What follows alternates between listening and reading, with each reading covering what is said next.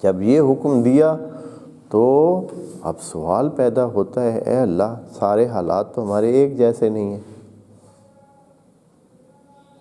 آپ نے کہہ دیا ہے کہ حافظوا علی الصلاۃ، ذکر اللہ کو مسلسل انجام دیں، مسلسل انجام دیں تو ہمارے تو بہت سارے اور بھی مسائل ہیں، زندگی کے سلسلے ہیں، ہمیں خوف رہتا ہے، ہم خوف کا شکار ہوتے ہیں، ہر وقت خوف میں رہتے ہیں، اکثر خوف میں رہتے ہیں، بہت سارے اوقات میں ہمارے خوف ہم پہ طاری ہوتا ہے۔ یہاں کہا ہے فَإِنْ خِفْتُمْ، یعنی آیت جو آج ہم نے بات کرنی ہے اس میں لفظ ہے فَإِنْ خِفْتُمْ، اگر آپ کو کوئی خوف ہو، اگر آپ خوف میں ہو۔ اب ہمارے جو ایک جہادی ذہن جو ابتدا سے ہی بن گیا تھا، ایک عجیب قسم کی کیفیت ہمارے اسلامی معاشرے میں قائم ہوئی ابتدائے اسلام سے ہی،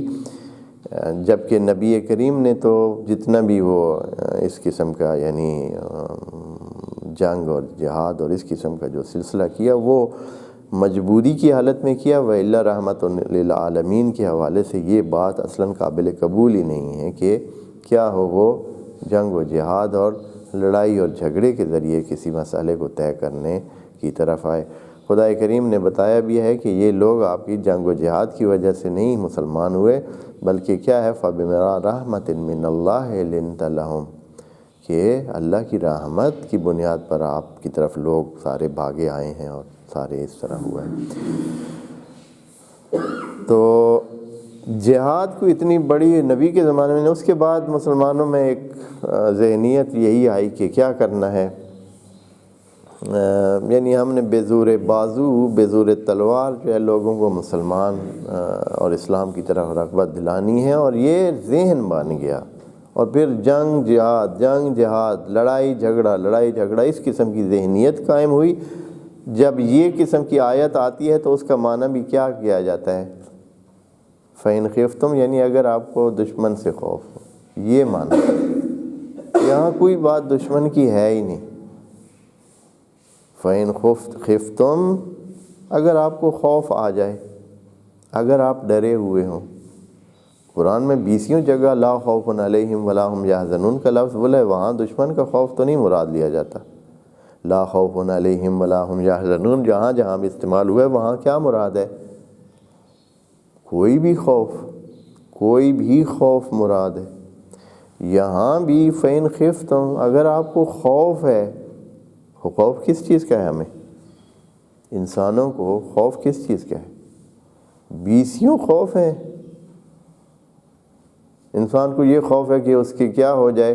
اس کی مثلا دیر نہ ہو جائے، خوف ہے کہ کام پورا نہ ہو، خوف ہے کہ اس کے پیسے پورے نہ ہو، خوف ہے کہ وہ امتحان میں پاس نہ ہو، خوف ہے کہ اس کو کام نہ ملے، خوف ہے کہ اس کا خرچہ پورا نہ ہو، خوف ہے کہ اس کے پتہ نہیں یہ مسائل نہ کھڑے ہو جائیں، خوف ہے کہ وہ مثلا سڑک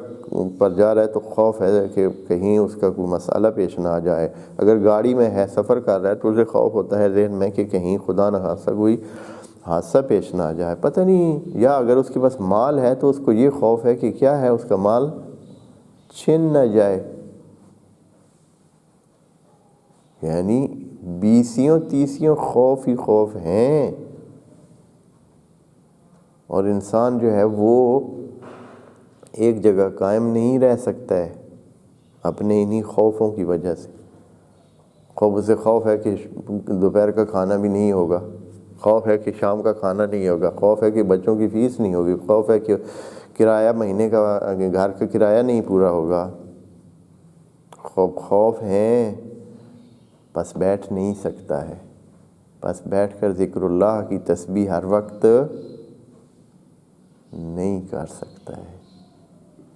اللہ نے تو کہہ دیا ہے حافظوا علی الصلاۃ، آپ ذکر اللہ پر جڑے رہیں،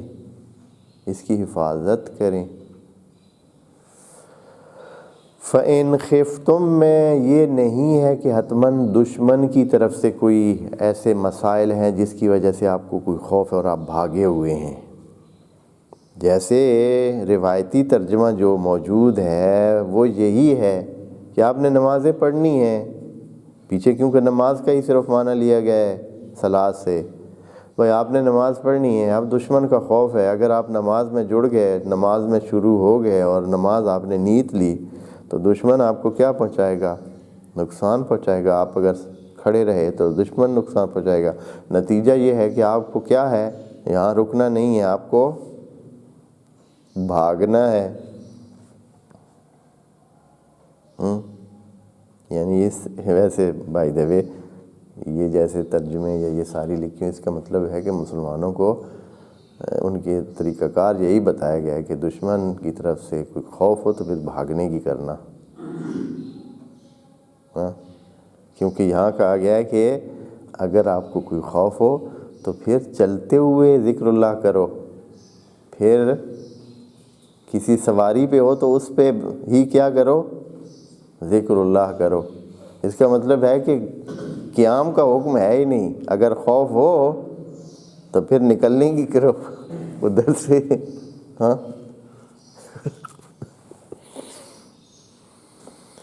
یعنی یہ جب ایک چیز کو کوئی وہ کرتے ہیں تو اس کے جو دوسرے پہلو ہوتے ہیں ان کو کیا ہو جاتا ہے، ذہن سے نکل جاتے ہیں. یہاں خدائے کریم فرما رہے فَإِنْ خِفْتُمْ، نہیں کہا ہے کہ خوف آپ کو کس چیز کا ہے. اگر آپ کو خوف ہے کوئی، خفتم، چونکہ خفتم کے لیے خوف معین نہیں کیا ہے، اور جب معین نہیں کیا ہے تو اس کا مطلب ہے کہ خوف بطور نکرہ یہاں لیا جائے گا. یعنی کوئی بھی خوف مطلق ہے نا، کوئی بھی خوف ہے آپ کو جس کی وجہ سے آپ ذکر اللہ کو بیٹھ کر اطمینان سے نہیں کر سکتے ہیں.